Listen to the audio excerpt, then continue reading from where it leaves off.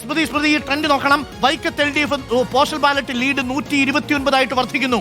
കോട്ടയത്ത് UDF lead 71 വർദ്ധിക്കുന്നു. വട്ടിയൂർക്കാവിൽ പോസ്റ്റൽ വോട്ടുകൾ LDF മുന്നേറ്റമാണ്.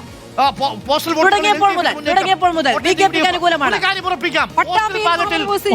ബാലറ്റിൽ LDF പൂർണ്ണമായും തിരസ്കരിച്ചിട്ടില്ല. അതേസമയം UDF പ്രതീക്ഷ നൽകുന്ന postal ballot Kasaragod ML Ashwini 64 വോട്ടിൽ BJP. താമരയ്ക്ക് പിന്നിൽ നിൽക്കുന്നവർക്ക് ആഹ്ലാദിക്കാനുള്ള വക 3 BJP. കാസർഗോഡ്, പാലക്കാട്, മഞ്ചേശ്വരം. ബാലുശ്ശേരിയിൽ VT സൂരജ് 56 വോട്ടുകൾക്ക് ലീഡ് ചെയ്യുന്നു കേട്ടോ. ഏറ്റുമാനൂർ LDF 53 വോട്ടിൽ ശിവൻകുട്ടിയാണ് 38 വോട്ടുകൾക്ക് ലീഡ് ചെയ്യുന്നു. ശിവൻകുട്ടി 38 വോട്ടുകൾക്ക് നേമത്തിൽ ലീഡ് ചെയ്യുന്നു. ഏറ്റവും പ്രധാനപ്പെട്ട കാര്യം 3 BJP ലീഡ് ചെയ്യുമ്പോൾ നേമമില്ല. അങ്കമാലി റോജിയം ജോൺ 39 വോട്ടിൽ ലീഡ് ചെയ്യുന്നു. ഇടുക്കി തിരിച്ചു പിടിച്ചു റോഷി തിരിച്ചു പിടിച്ചിരിക്കുന്നു. 11 വോട്ടുകൾ.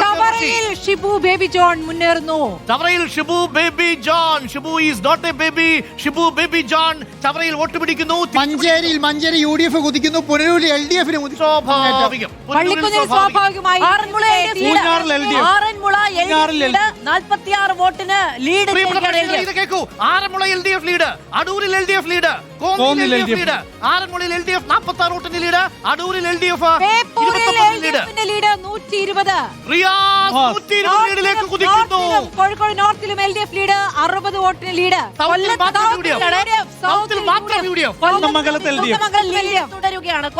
കൊല്ലത്ത് ബിന്ദു കൃഷ്ണയുടെ മുന്നേറ്റമാണ്.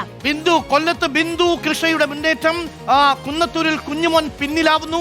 ഏറ്റവും പ്രധാനപ്പെട്ട കാര്യം പ്രേക്ഷകരെ ശ്രദ്ധിക്കൂ. കോഴിക്കോട് റിസൾട്ട് വരുമ്പോൾ പോസ്റ്റൽ ബാലറ്റിൽ ബേപ്പൂർ മണ്ഡലത്തിൽ 120 ലീഡ് ഉയർത്തുന്നു മുഹമ്മദ് റിയാസ്. നോർത്ത് മണ്ഡലത്തിൽ താനൂരിൽ UDF ലീഡ് പ്രതീക്ഷിച്ചിരുന്നതാണ്. പ്രധാനപ്പെട്ട കാര്യം അറിയോ?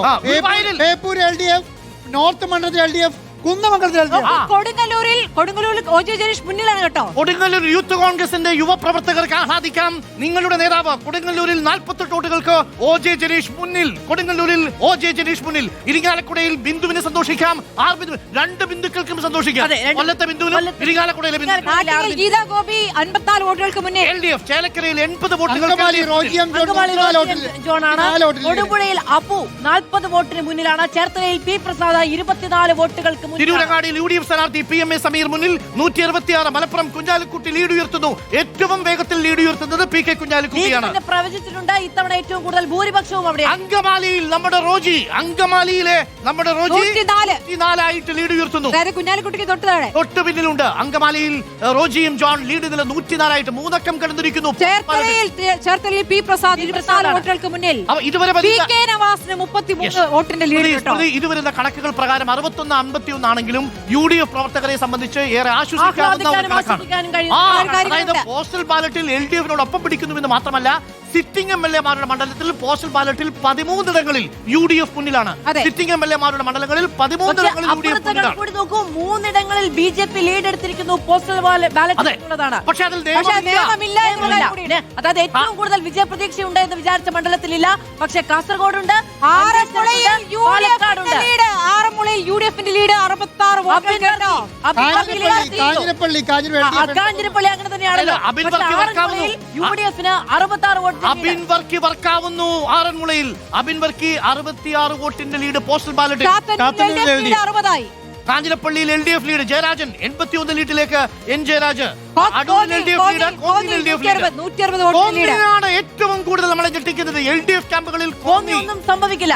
കോന്നിയിൽ 160 വീണ്ടും UDF-ന്റെ കുതിപ്പ്. ഓക്കെ, പോസ്റ്റൽ വോട്ടിൽ മാനന്തവാടിയിൽ ORK വീണ്ടും ലീഡ് ഉയർത്തുന്നു. മാനന്തവാടിയിൽ ORK 52 വോട്ടുകൾക്ക് മുന്നിൽ.